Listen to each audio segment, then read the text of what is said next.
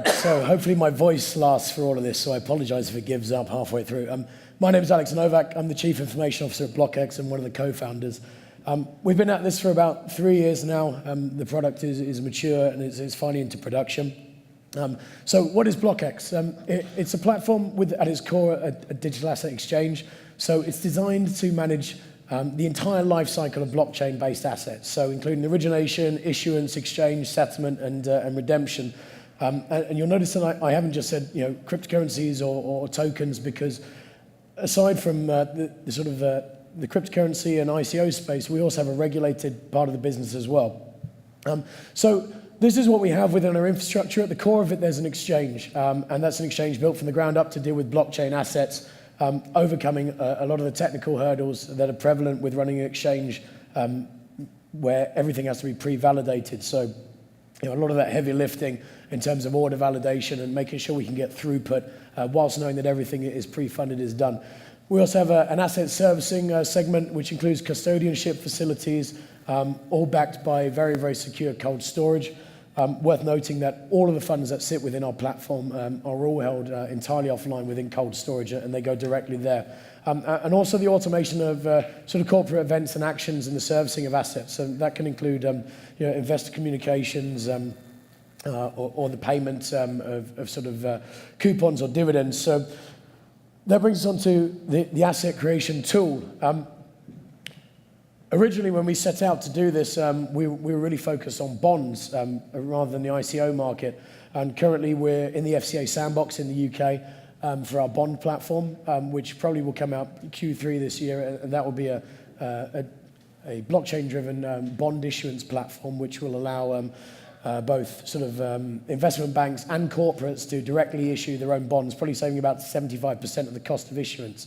And then off the back of this technology, as the ICO space started to come out last year, we thought, well, we may as well turn this to the ICO platform as well and leverage all of the other very robust compliant infrastructure that we built to deliver an ICO product.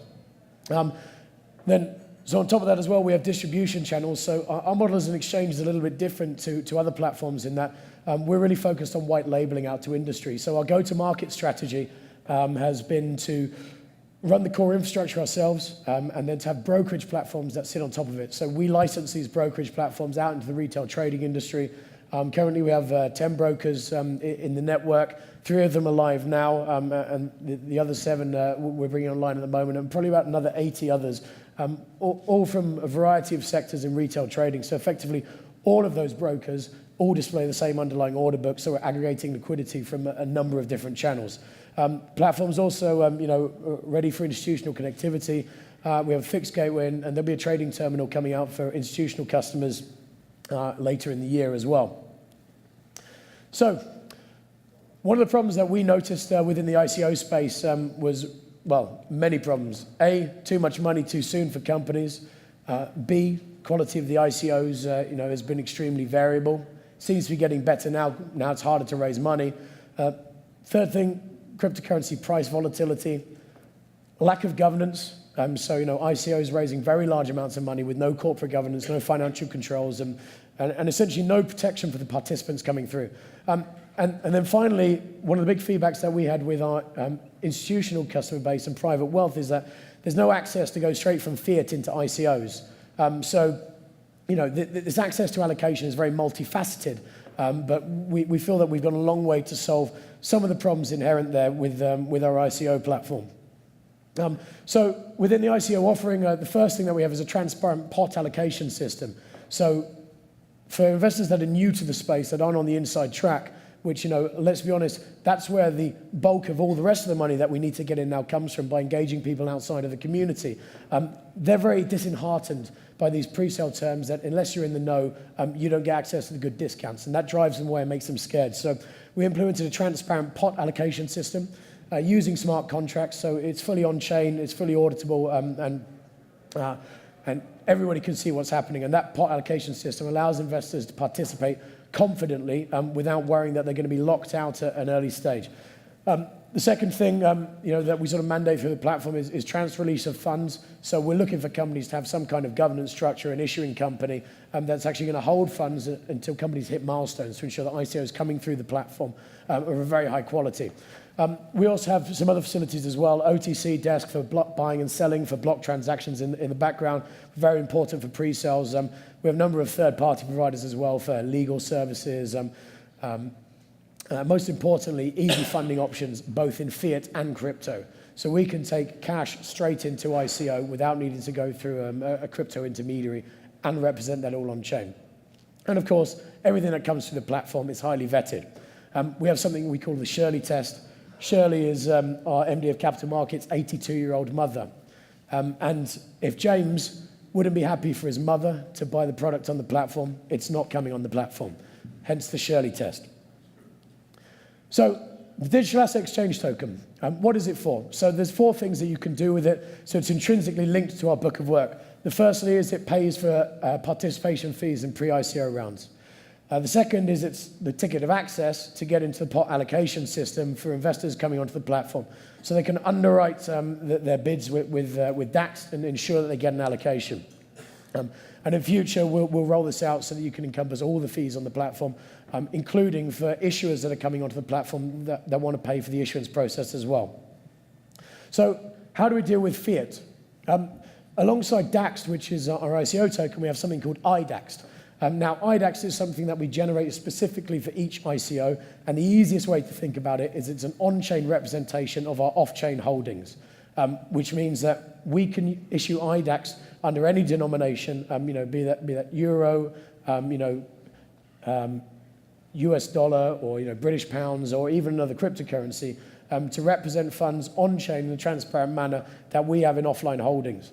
Now, of course, this may seem a little self-serving, but the cool thing about IDAX is that actually we can provision any trusted external participant to issue IDAX. So with this system, if another exchange platform that sort of meets our compliance standards wants to become involved in an issuance process, or other platforms want to become involved in an issuance process, they can also issue IDAX to represent off-chain holdings within their platform. And then IDAX is used as the input mechanism for the ICO. So we decouple the ICO from the requirement of needing to have Ethereum, for example, to go into the smart contract to generate the tokens, and tokens are generated against IDAX coming into the smart contract. A necessary workaround for engaging fiat directly into ICO. And then the DAX is the key to sort of unlocking the system for participants. So how do you get involved? It's pretty simple. We are live. We have an exchange platform there now. You can go to blockxmarkets.com. You can go through KYC, AML. Important point to note is that our platform is highly compliant. So if you're US, you will only be able to be accredited investors. And for Europe, we can be a little more flexible on the retail side. But every single participant that's on the platform goes through full KYC or AML before they can deposit and trade. And then funding the accounts and committing to pre-sale. Worth saying that we have a number of other ICOs live on the platform at the moment, and a really, really, really strong book of work. Some of the stuff that we've got coming through now, Howdo, Yovo, Modex, YourBlock, and WePower. Fortunately, WePower was so successful that they completely sold out before we got them on the platform. But we will be hosting their secondary market as the primary source as well. Some of our other partners in the space, we have a very, very strong team of advisors and partners, both on the marketing side and the compliance and auditing side, along with an exceptionally strong team as well, who come from a very wide variety of backgrounds, including the crypto space, the institutional space. We have former MDs of international banks, payment companies, and actually this slide is now heinously out of date because 33 team members is now actually 50 team members, because our KYC department has been exploding at a rate of knots. We also have, oh, wrong button, sorry, I didn't mean to laze you. We also have a very, very strong team of advisors who come from across the industry and bring in a wealth of expertise from the blockchain side, the engineering side, and the financial side. My name is Alex Nowak, and it's been a pleasure talking to you.